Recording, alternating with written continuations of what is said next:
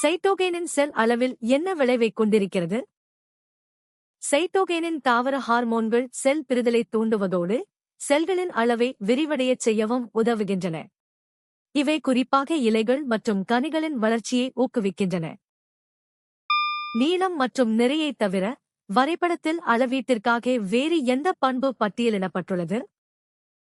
இயற்பியல் அளவீடுகளில் நீளம், நிறை ஆகியவற்றுடன் கன அளவும் வால்யூம் ஒரு முக்கியமான அடிப்படை பண்பாக கருதப்படுகிறது. கன அளவு என்பது ஒரு பொருள் ஆக்கிரமிக்கும் இடத்தின் அளவை குறிக்கிறது. எடையை கணக்கிட பயன்படும் சூத்திரம் என்ன?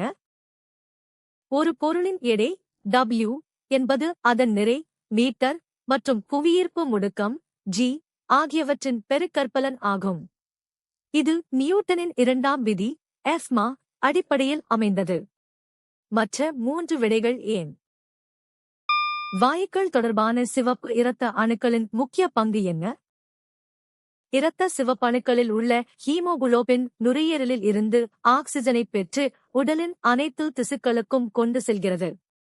அதேபோல் திசுக்களில் உள்ள கார்பன் டை ஆக்சைடை நுரையீரலுக்கு கொண்டு வந்து வெளியேற்ற உதவுகிறது. சிவப்பு தரவு புத்தகம் ரெட் டேட்டா புக் உயிரினங்களைப் பற்றி என்ன பதிவு செய்கிறது? சிவப்பு தரவு புத்தகம் IUCN அழிந்து வரும் நிலையில் உள்ள தாவரங்கள் மற்றும் விலங்குகளின் பட்டியலை பராமரிக்கிறது. இது உயிரினங்களின் பாதுகாப்பு நிலையை உலகளவில் கண்காணிக்க உதவுகிறது. வைட்டமின் B2 ரிபோஃப்ளேவின் உற்பத்தி செய்வதாக அறியப்படும் பூஞ்சைகள் எவை? அஷ்பியா கோஸ்பி மற்றும் எரெமோதீசியம் கோஷ்பியி ஆகிய பூஞ்சைகள் தொழில்துறை ரீதியாக வைட்டமின் B2 ரிபோஃப்ளேவின் தயாரிக்க பயன்படுகின்றன.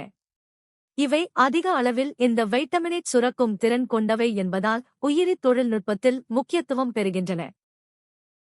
கொடுக்கப்பட்ட இனச்சேர்க்கையிலிருந்து TTX-TT வரும் எப்போன்று தலைமுறையில் உள்ள அனைத்து சந்ததிகளின் மரபணு வகை என்ன?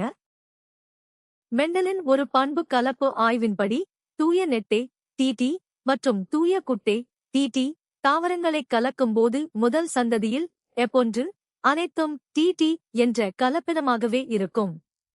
இவை புறத்தோற்றத்தில் நெட்டையாக இருந்தாலும் மரபணு ரீதியாக வேறுபட்டவை. ஒரு ரப்பர் பேண்டால் எந்த பண்பு எடுத்துக்காட்டப்படுகிறது?